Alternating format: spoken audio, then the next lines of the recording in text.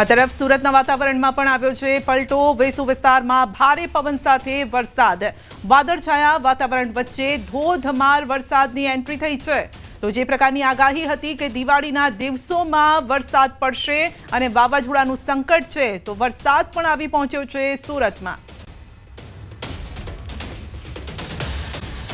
જ માવઠાનું જોખમ છે। હવામાન નિષ્ણાત અથિયા શેટ્ટીનું પણ અનુમાન છે કાળી ચૌદસના દિવસે થઈ શકે છે વરસાદ।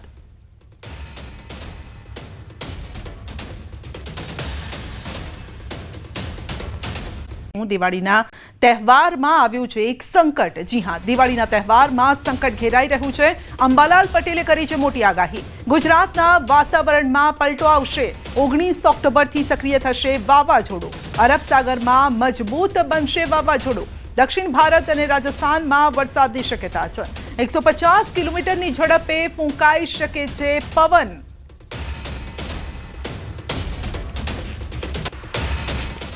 જ્યારે એ સિસ્ટમ અરબ સાગરમાં પ્રવેશ કરશે ત્યારે વધારે મજબૂત થશે અને અરબ સાગરમાં જે સાયક્લોન બનવાનું છે, તોફાન, એ મજબૂત બનવાની શક્યતા રહેશે અને આ સાયક્લોનની ગતિવિધિ કદાચ પશ્ચિમમાં ગુજરાતના ભાગો પર થઈને લગભગ રાજસ્થાનના ભાગોમાં થઈને પાકિસ્તાનના સરહદના ભાગોમાં થઈને ઉપર જવાની શક્યતા રહેશે।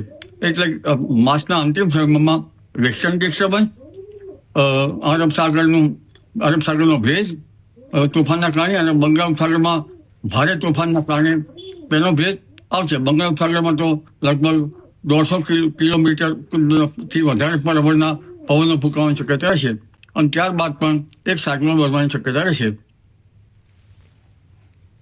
તો 24 ઓક્ટોબરથી વાતાવરણમાં પલટો પણ આવશે। વેસ્ટર્ન ડિસ્ટર્બન્સના કારણે ભારે વરસાદ થશે। દક્ષિણ ગુજરાતમાં ભારે વરસાદની શક્યતા છે। સમુદ્રમાં ભારે પવન પણ ફૂંકાશે। કાંઠા વિસ્તારમાં ભારે વરસાદ થઈ શકે છે।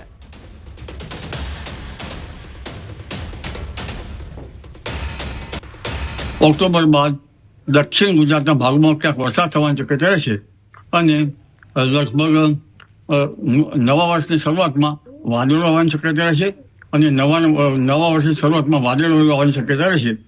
પરંતુ કારતક માસની પૂનમ સુધીમાં લગભગ હલચલ જોવા મળશે અને એક પછી એક વાવાઝોડા બનતા દક્ષિણ ગુજરાતના ભાગો પ્રભાવિત થશે।